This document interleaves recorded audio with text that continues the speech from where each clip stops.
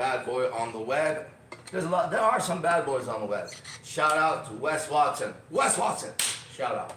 Real bad boy. And that's about it. Just kidding. People that are talking. Right? You know, you got the bad motherfuckers in every field, but I don't see that many bad motherfuckers communicating. See that? I see a lot of bad motherfuckers fighting. I know some of them, and music, and man, these are some. I know some of the baddest motherfuckers you've ever seen. In fact, if you think I'm cool, you should meet my friends. I'm pretty cool. I became a celebrity doing this. Did you know that? Some time ago. You're not a celebrity. Why are you watching me? I ain't watching you.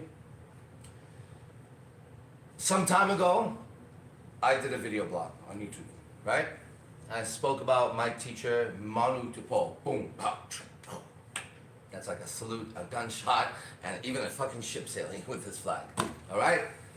So I met this guy, Manu Tupo, and he changed my life, and he showed me the power of my imagination.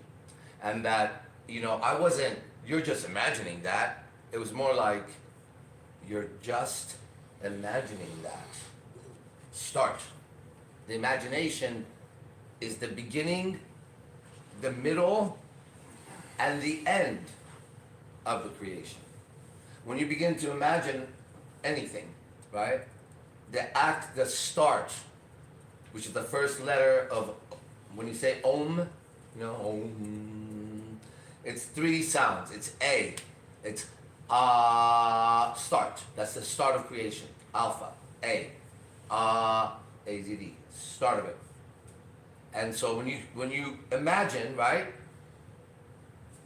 You imagine, and that's the first moment you put it out there. Now, if I imagine, and then I let go, I say but if I keep saying now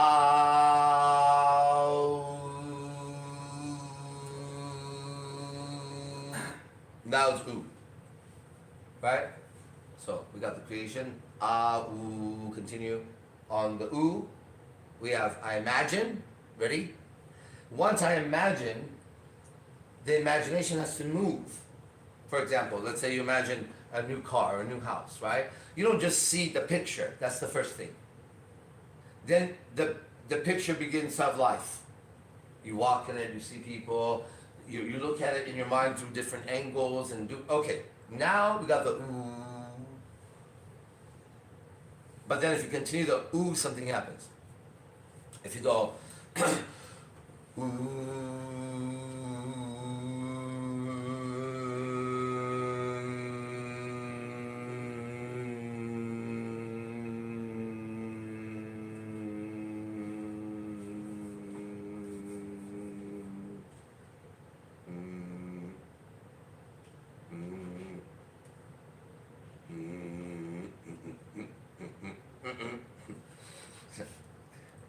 M. When you do it quicker, it goes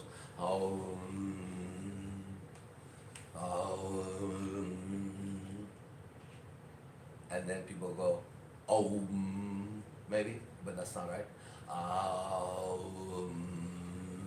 You're supposed to circle from the beginning of creation to the middle to the end, life, birth, death. 1, 2, 3, Holy Trinity. Now let's go over here. You begin your imagination. Bam! But the picture has to move. Right? You go, I'm gonna get my car washed. You don't suddenly see your car in like a magazine. Ding! There's a movement. But the very first car wash, imagine, ding, A. What's it gonna look like? Ooh. And what about the M? How does it end? That's the part. It's real important, okay? My imagination doesn't end with that. That's where people stop sometimes. If you go there, you still got some motion going. Why? Because there's the first A, the ooh, when it moves, movement is energy now in action, in motion, right? Energy in motion creates what? Time. Time is a measure of particles in space as they move from point A to point B, right? So if this thing goes from here to here, that's slow, and you measure the time. What are you measuring? Movement in space. So, once I create my imagination, I need to create movement in space. It has to end somewhere. There has to be an ending to it. When does it end? Ready? Keep imagining. As you live your day, remember it and imagine it. Keep going, keep going, keep going until in your day, you remember that car you were imagining? Remember it? Remember it? Show up, buy it, end of creation. But you're not supposed to stop the motion of your imagination until it lands. So it starts way up here, right? Take it from the sky, ooh, bring it here, make it manifest, make it manifest. What's the ooh? It's all the time it's going to take for all the particles in your life to align for you to get that Bugatti. Right now you don't have the material, right? Right now you have a job and you want a Bugatti, but it's impossible with your job to get a Bugatti. Why? Well, what are you going to do?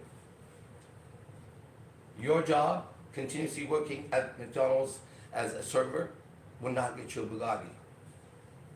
So if you want a Bugatti, you better either stop imagining it, or if you keep imagining it, one day you're going to be at work, and some customer guys, this happens to me. Some lady's going to come up to you. Okay, so I got a job at Macy's just to see what it's like to get a job as a regular human. You heard my words right. So I got hired in the martial arts school at the age of 13.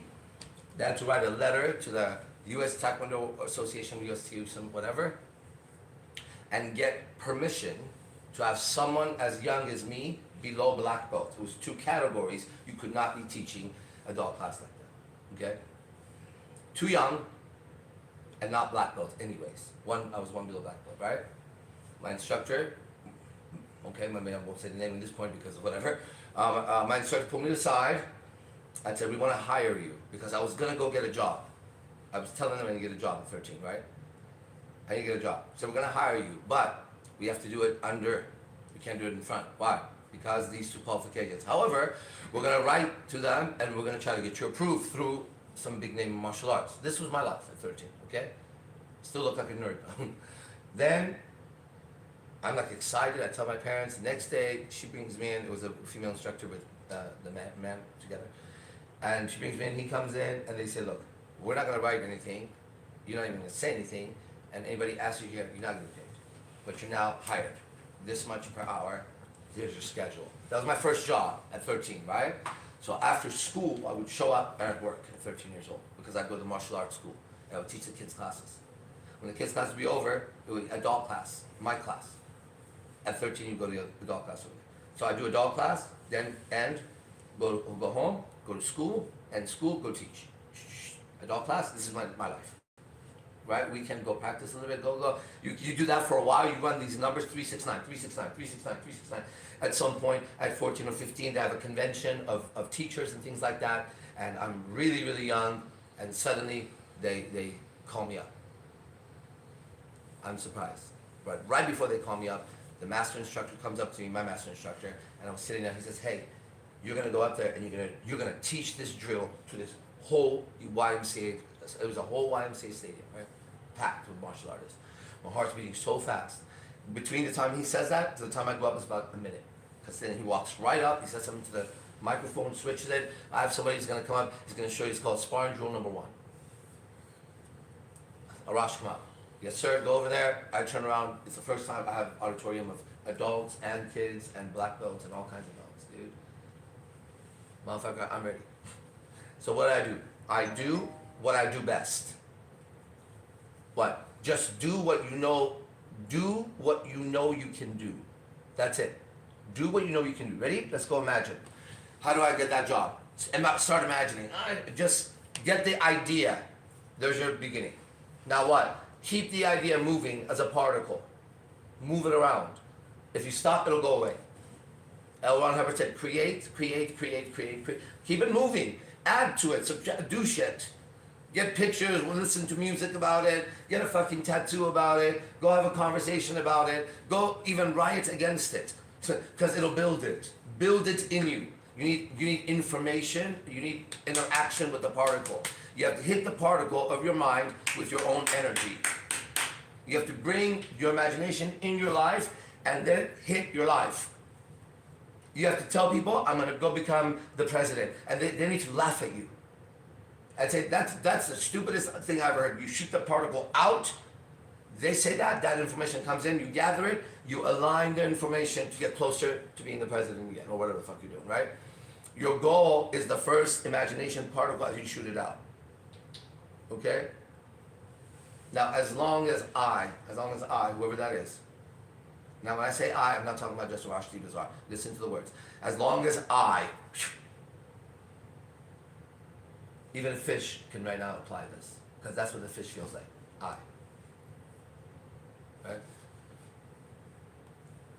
At any moment, I have discovered a law. You test it now. Got it? Space traveler, test this law. As long as I can create, cause to exist a particle that I can again experience, I'm invincible in the ether. I'm only limited by my ability to create a particle that can counter that particle. Sun, sunscreen. Water, scuba gear. There's the particle of nature. Here's the particle of man's mind against it. Gravity, airplane. Damn, you can't stop this motherfucker. Right? Animals, walls. Heat, air conditioner. What you got? Right? What are you gonna do me now? Spitting. What are you gonna do me now? Right? We're like the retarded race of apes who can't even get along with each other, who are close to reaching the gods. They better be scared. They better be scared that the apple that was eaten was not fully processed at some point.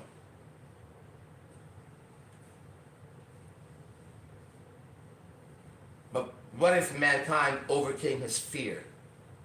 Because ever since he ate the apple, he's been put in fear. What if he said, fuck you? Then what happens? Right? You ever go on to a bully and said, all right, there's nothing I can do about it, fuck you. Hit me again, hit me again, hit me again. And you realize he can't kill you. He can just hurt you.